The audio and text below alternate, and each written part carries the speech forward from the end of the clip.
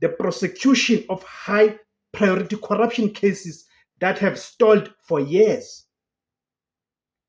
In conclusion, the final hope for accountability. The appointment of Andy Mothibi is President Ramaphosa's final big play for the justice system before his own term winds down. By placing a trusted fixer at the head of the NPA, the president is signaling a shift toward aggressive, result-driven prosecution. Whether Mothibi can maintain his sterling SIU reputation while navigating the treacherous political waters of the NPA remains to be seen.